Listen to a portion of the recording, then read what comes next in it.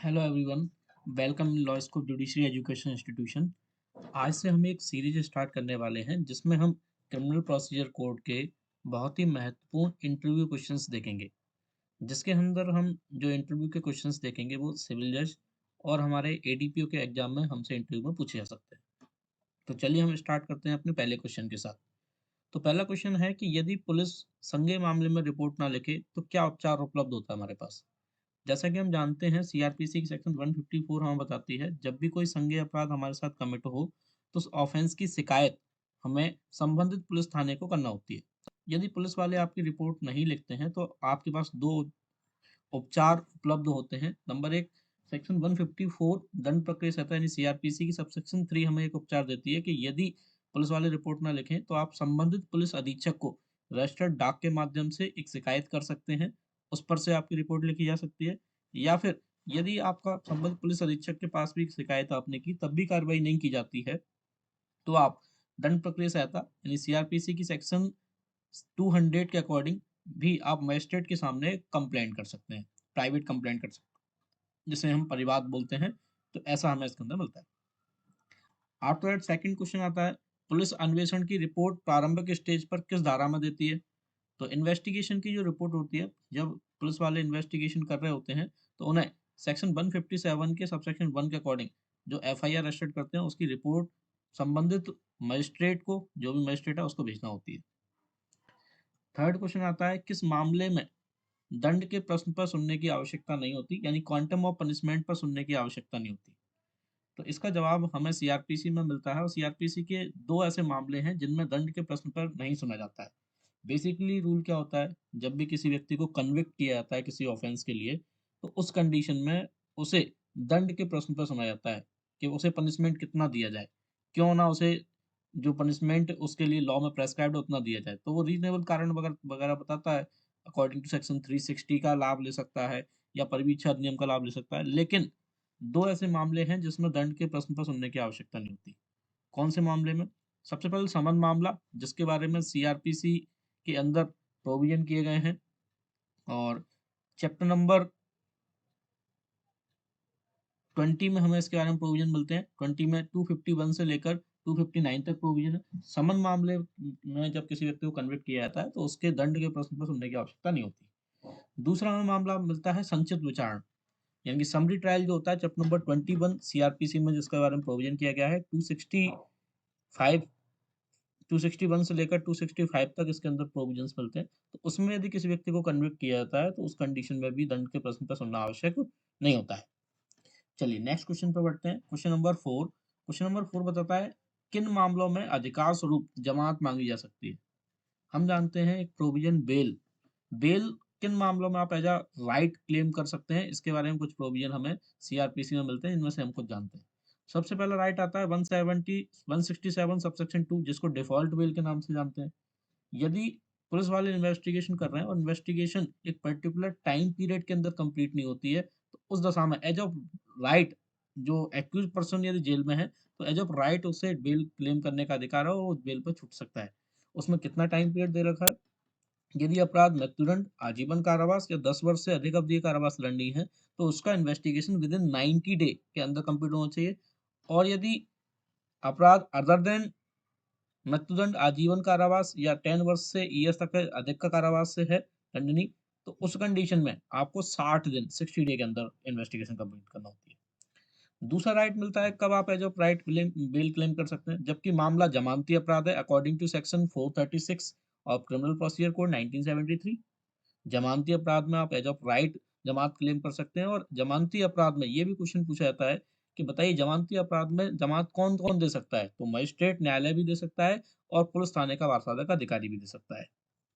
After third condition आती है 437 subsection 6, जबकि नॉन बेलेबल ऑफेंस है उस कंडीशन में भी आप एज ऑफ राइट क्लेम कर सकते हैं बेल। कब? जबकि ये कंडीशन होती है कब, जबकि मामले में प्रोसिक्यूशन की एविडेंस के लिए डेट फिक्स कर दी गई और प्रोसिक्यूशन की एविडेंस की डेट फिक्स होने के बावजूद भी 60 दिन हो गए, 60 दिन तक कोई एविडेंस नहीं आती है, तो accuse person as of right bail claim कर सकता है और मामला असंज्ञेय होना चाहिए और विचारण के दौरान उससे डिमांड की जा सकती है। तो ये जो बेल मिलती है वो विचारण के दौरान यानी ट्रायल के दौरान मिलती है। चलिए नेक्स्ट क्वेश्चन पे हम बढ़ते हैं। नेक्स्ट क्वेश्चन निकालिए। नेक्स्ट क्वेश्चन फिफ्थ नंबर देखते हैं। जब किसी व्यक्ति को कारावास और जुर्माने का भी दंड दिया जाता है और जुर्माने के व्यतिक्रम पर अतिरिक्त कारावास भुगता गया हो, तो क्या फिर भी जुर्माना वसूल किया जाएगा? तो सिंपल सा क्वेश्चन है। ये क्वेश्चन बहुत बार पूछा जाता है। देखिए बेसिक सा रूल है, यदि आपने जुर्माना ना देने के बदले में कारावास आपको दिया गया और कारावास भुगत लिया आपने, फिर भी आपसे जुर्माना वसूल किया जाएगा कि नहीं किया जाएगा, इसके बारे में पूछा गया है। तो जुर्माना देने में व्यतिक्रम करता है तो उससे कोई भी जुर्माना वसूल नहीं किया जाएगा यदि उसने कारावास भुगत लिया है। लेकिन कुछ कंडीशन है जिनमें आपसे वसूल करने का आदेश किया जा सकता है, आपसे वसूला जा सकता है। नंबर एक कंडीशन मिलती है, ऐसा कोई स्पेशल कारण है, मेंशन किया गया है ऑर्डर के अंदर, तो आपसे मांग सकते हैं। दूसरा, जुर्माने में से व्यय या प्रतिकर का संदाय करने का आदेश अकॉर्डिंग टू सेक्शन 357 हमने किसी व्यक्ति को किया है, जैसे कि हम 357 में देते हैं, जैसे कि जुर्माने में से अपने कार्रवाई के व्यय काटने में, पीड़ित पक्षकार को देने में, पीड़ित के वारिसों को देने में या निर्दोष क्रेता को देने में, चार वो लोग दे रखे हैं उसके अंदर, उन लोगों को देने के लिए आदेश किया गया है, तो जुर्माने को वसूल किया जाएगा। थर्ड कंडीशन आती है, किसी धनराशि को जुर्माने के रूप में वसूल किया जाना, अकॉर्डिंग टू सेक्शन 431। यदि कोई अमाउंट बोला है कि जुर्माने के रूप में वसूल करेंगे, तो उसकी दशा में जुर्माना वसूल किया ही जाएगा, भले ही आपने कारावास काट लिया हो। नेक्स्ट क्वेश्चन आता है क्वेश्चन नंबर 6। ये बताता है रिमांड या अभिरक्षा कितने दिन तक की जा सकती है। तो किसी भी मामले में रिमांड बेसिकली दो तरह की होती है, एक होती है पुलिस रिमांड, एक होती है न्यायिक रिमांड, यानी जुडिशियल कस्टडी और पुलिस कस्टडी, पीआर और जेआर। तो जुडिशियल कस्टडी और पुलिस रिमांड दोनों की हम बात करें, तो पुलिस रिमांड और जुडिशियल रिमांड, न्यायिक रिमांड 15 दिन की हो सकती है किसी भी मामले में, ऐसा हम जानते हैं। अब नेक्स्ट क्वेश्चन आता है क्वेश्चन नंबर 7। ये बताता है न्यायिक अवरक्षा कब दी जा सकती है। तो जुडिशियल रिमांड कब दी जाएगी। तो जुडिशियल रिमांड के संबंध में सीआरपीसी के अंदर दो प्रोविजन है। एक तो इन्वेस्टिगेशन के दौरान जुडिशियल रिमांड कब मिलेगी, और एक मिलता है ट्रायल के दौरान। तो इन्वेस्टिगेशन के दौरान के बारे में सेक्शन 167 में दे रखा है, जब भी किसी व्यक्ति को अरेस्ट करते हैं तो 167 के अकॉर्डिंग इन्वेस्टिगेशन के दौरान उसे हम 24 घंटे के अंदर मजिस्ट्रेट के सामने पेश करते हैं, तो उस हमें जुडिशियल रिमांड मिल सकती है। एक मिलता है ट्रायल के दौरान। ट्रायल जब चल रही हो उस कंडीशन में भी 309 सेक्शन 309 के परंतु सबसेक्शन 2 के परंतु नंबर 1 में इसके बारे में प्रोविजन किया गया है कि उस दशा में भी 15 दिन की रिमांड आपको मिल सकती है। क्वेश्चन नंबर 8 देखिए, क्या कार्यपालक मजिस्ट्रेट अभिरक्षा का आदेश कर सकता है और कब और कितने दिन के लिए करेगा। तो इसके बारे में हमें section 167 of CrPC subsection 2A में प्रोविजन मिलता है।